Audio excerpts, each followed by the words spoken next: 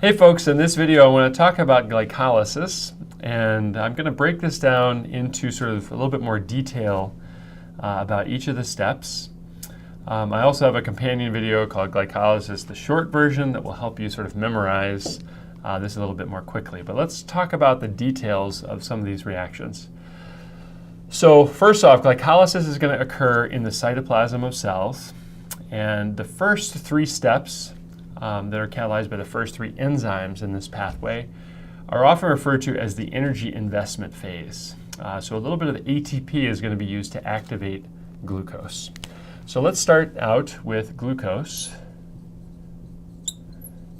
And I will draw the structures out here so that you can kind of keep track of what's happening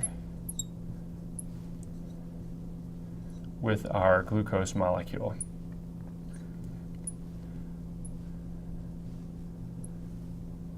Okay, so recall this is carbon 1, 2, 3, 4, 5, and then we have the exocyclic CH2OH there. Okay, so just for the sake of following through our carbons, what I'm going to do is I'm going to put a radioactive label right here. Let's actually put that in with pink. Let me do that with pink so it shows up a little bit better. Okay. So let's envision now we have a radioactive C14. Okay, so carbon 14 is a radioactive element, and you can actually purchase glucose that is specifically labeled at carbon 1 with a radioactive C14. So if we were to then allow this to proceed through glycolysis, we can actually trace exactly where that carbon is in the structure. So here we have glucose. It's going to be absorbed by cells, and immediately once it gets inside a cell, it's going to be phosphorylated by the enzyme hexokinase. All right, so hexokinase involves ATP, and that's going to be converted to ADP. The enzyme is hexokinase.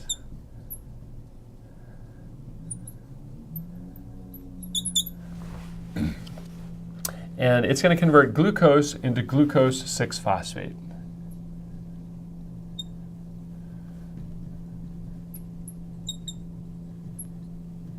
Also known as G6P. And let's just draw the structure of glucose 6-phosphate. Before I do that, let me just briefly mention how this happens. Hexokinase is going to bind both ATP and glucose.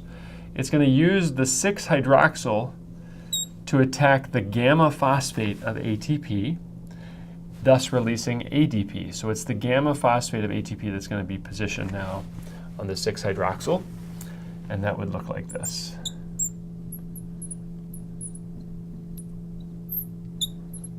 Oops. Need one more carbon there. Sorry about that.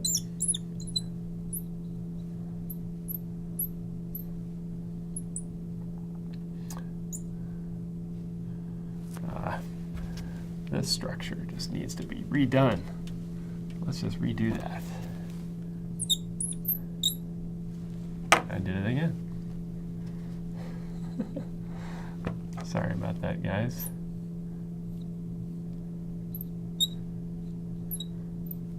There we go.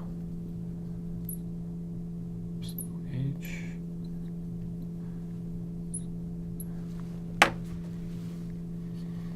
Having all kinds of trouble here. There we go.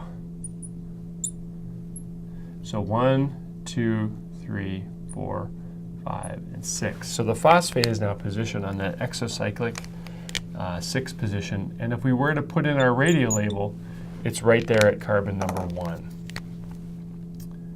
So hexokinase, again, is going to use an equivalent of ATP to phosphorylate glucose and convert it to G6P. Now this is a very important reaction because glucose can freely diffuse.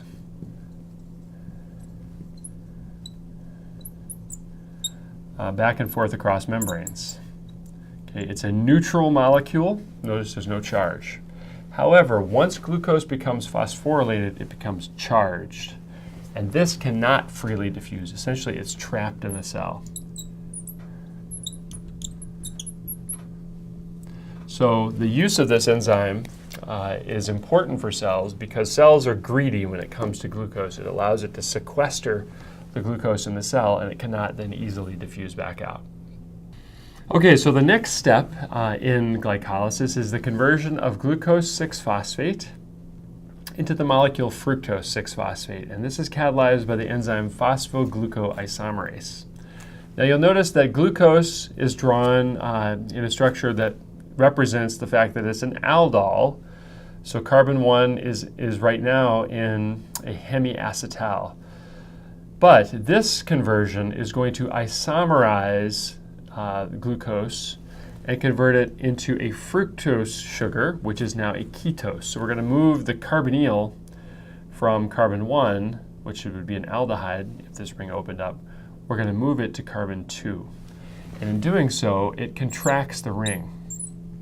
So we're drawing it now in the cyclic form, but this is now a ketose sugar.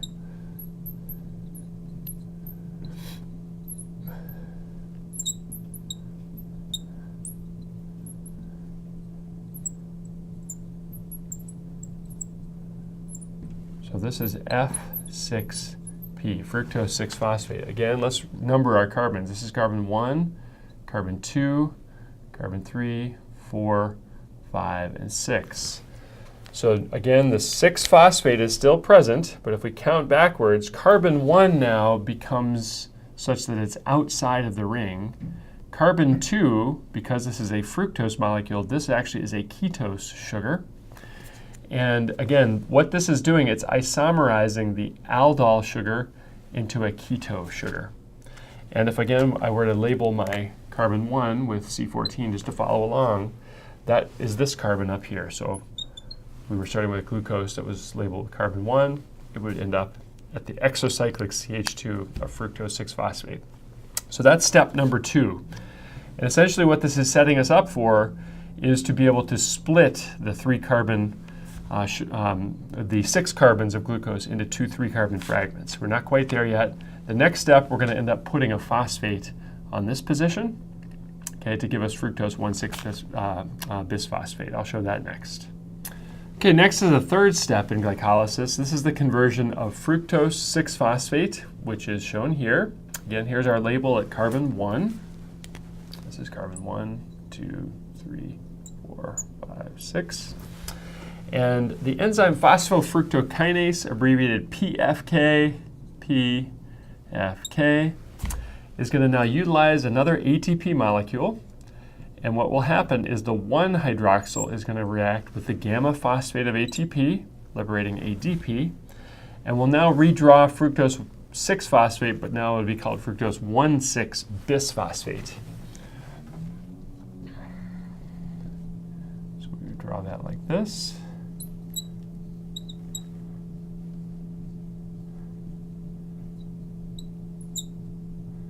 And the orientation, again, of all these hydroxyls is important, so make sure you're paying a close attention to that.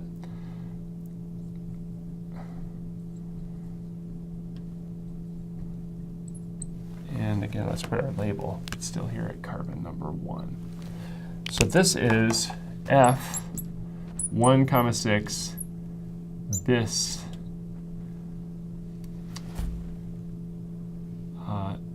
fructose 1,6-bisphosphate. Sorry about that. The F stands for fructose. So this is F16BP. And that enzyme represents the so-called committed step of glycolysis. And that's because up to this point in the first 3 steps now, we've invested 2 equivalents of ATP.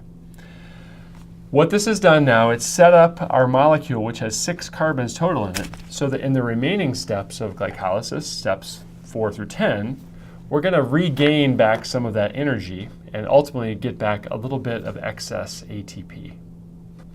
All right, so in this section now, we're going to enter into steps 4 through 10 of glycolysis, which is the energy production phase. And what I've done is I've redrawn the 6-carbon compound fructose 1,6-bisphosphate. Again, I have my label here. And what I'm going to do is I'm going to just basically disconnect or break apart the carbon 3,4 bond and sort of now make two new compounds. All right, so if we look closely at this, let's just look at the left-hand side of this molecule. So this is going to become the following. Try and draw it so it looks pretty similar. Okay, so this is what was carbon 6. Carbon 4 is ultimately going to become an aldehyde carbon. Okay, and then this is going to be a hydroxyl group. So this is what was carbon 6, 5, and 4. This would have been carbon 4. This is glyceraldehyde 3-phosphate.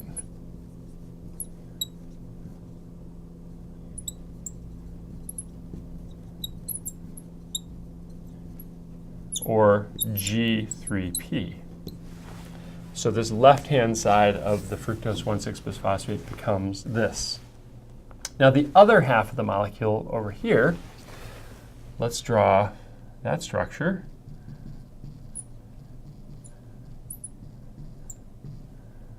It's going to now convert what was carbon 2 into a ketone, and CH2 will just simply have an OH group here. So this is what was carbon 1, 2, and 3 of our original fructose 1,6-bisphosphate. If we keep track of our label here, there's our label. And this molecule is called dihydroxyacetone phosphate. Oops, I missed an oxygen right there. I need to put an OP. There we go. Dihydroxyacetone phosphate, or DHAP, as that's abbreviated. So again, this reaction is catalyzed by the enzyme called aldolase. And it's just simply breaking apart the activated sugar. There's no energy involved here, there's no ATP involved, but we now separated the 6-carbon compound into 2 3-carbon compounds. Now, while we have this up here, we can actually address the 5th reaction in glycolysis, and that's going to be the interconversion of these two.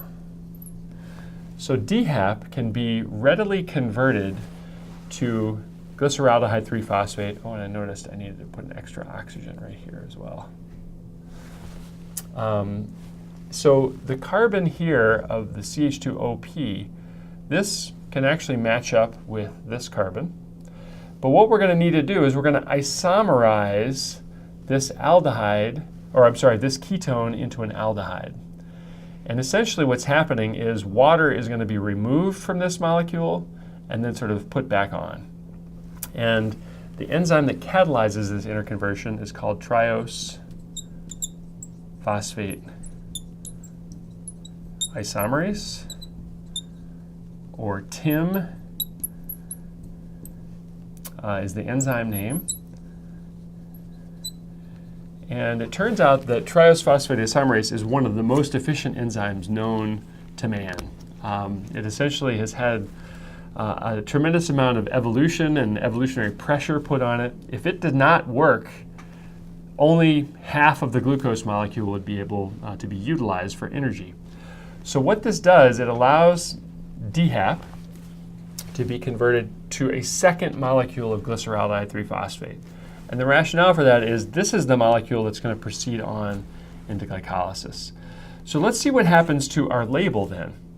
So we showed that our label came over here to DHAP, but if it's now interconverted to glyceraldehyde 3-phosphate, this carbon, the same one, CH2 with the phosphate, becomes labeled. Okay, so 1 of the moles of glyceraldehyde 3-phosphate was labeled from here, and when it's converted, it's still pushed over here, but recall there was 1 mole that was unlabeled. So we have half labeling. So 1 mole would have the label, the other would not. But because it's carbon 14, you can't really separate them at this point. So we would have now isotopically and radioactively labeled glyceraldehyde 3-phosphate. Another caveat that happens in this, in the numbering of this, recall that carbon 1, 2, 3, 4, 5, and 6 of fructose 1,6-bisphosphate are shown here. Once we make the aldehyde, this now becomes carbon 1, 2, and 3. Aldehydes, you may recall from nomenclature, they always get a number 1 because of their carbonyl. So the numbering scheme does change. So I'll put in parentheses that this was carbon 6, carbon 5, and carbon 4 from the original left-hand side of this, but when it becomes glyceraldehyde 3-phosphate, we just simply start renumbering it. Likewise over here, this was carbon 1, carbon 2, carbon 3 from our original fructose 1,6-bisphosphate. Again, when we convert that to glyceraldehyde 3-phosphate, this compound now is renamed, or renumbered, I should say, with the pink numbers here, carbons 1, 2, and 3, and our label is now in carbon 3. Okay, so the next step is going to be the interconversion of the 2 glyceraldehyde 3-phosphates that were produced, and let me make sure I put my label on here. So it's going to be on carbon 3 now of glyceraldehyde 3-phosphate. These are numbered differently. And the enzyme that does this reaction is a very unique enzyme. It's going to utilize NAD+ and convert that into NADH. And it's also going to use an inorganic phosphate. It's going to do what's called a substrate level phosphorylation. And what's happening here, look here at carbon number 1. It goes from an aldehyde to this structure. We now have a phosphate ester type bond. It's actually a phosphate anhydride type bond. And notice the hydrogen is gone. So this hydride right here ends up adding to NAD+ to convert it to NADH. And this phosphate is now put on. Now there's not an ATP involved in this, but it does make this very high energy intermediate called bisphosphoglycerate.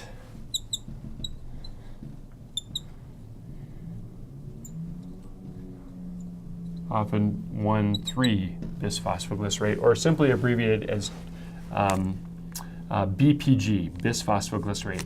And I've put again that there are 2 of those made. The label again is still here. Okay, so we've now activated this compound, and through the remainder of glycolysis, what we're going to do is we're going to now start making some more ATP. So what happens now is that this phosphate is going to be hydrolyzed off, and we will take 2 ADPs and convert that into 2 ATP. And bisphosphoglycerate now will become 3PG. So let's just go ahead and draw out the structure of that. Just so I don't run out of room, I'll draw it over here.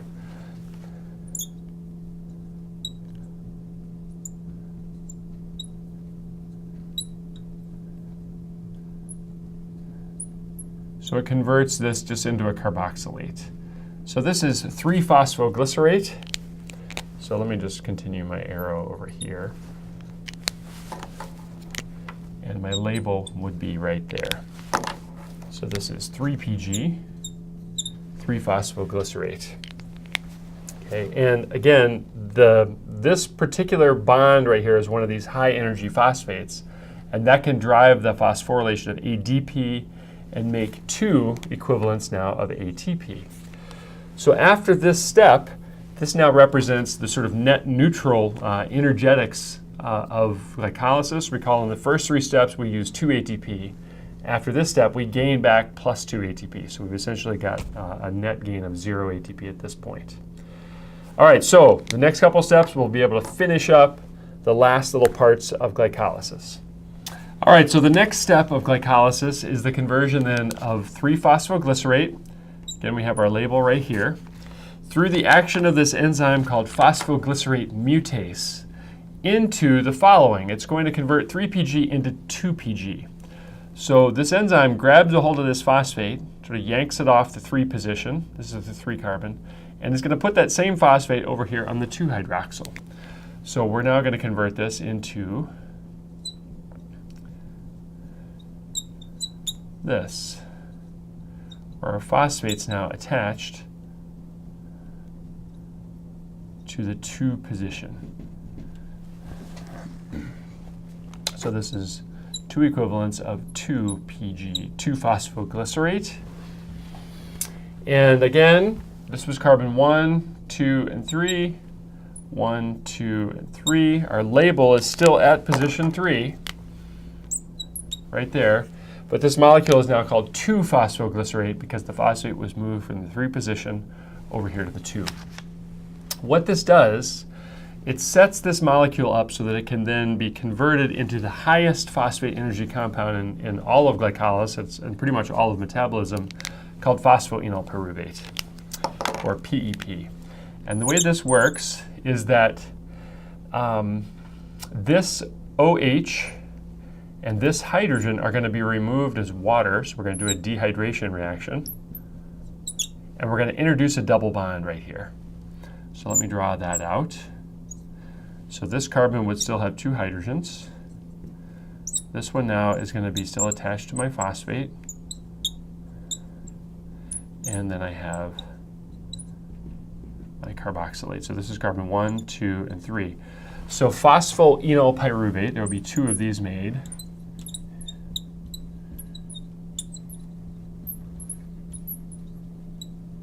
Or otherwise known as PEP. This contains a phospho ester bond, but notice it's next to this carbon-carbon double bond.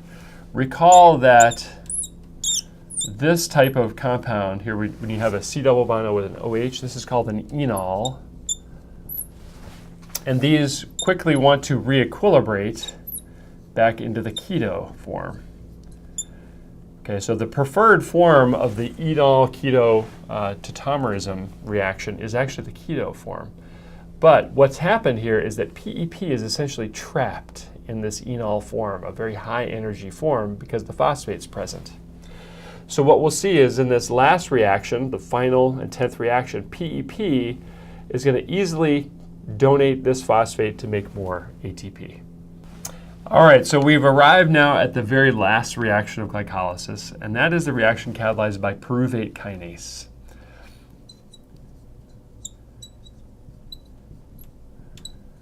Very important enzyme, often abbreviated as PK. And here again, we've drawn phosphoenol pyruvate. Our label is still at carbon number 3. And what's going to happen is ADP, be 2 of those, will be phosphorylated to make 2 ATP. And what's happening here is the beta phosphate of ADP is going to react up here, grab a hold of this phosphate, and convert it into the gamma phosphate of ATP. And as it does that, this enol is simply going to pick up a proton. Okay, so if you look at what's going to happen now, carbon 3 is just going to become a methyl group. Carbon 2 will become a ketone. And here we have our carboxylate here. Okay, so again, the phosphate sort of comes off of this, phosphorylates ADP into ATP. And we now make 2 of these molecules, which are called pyruvate.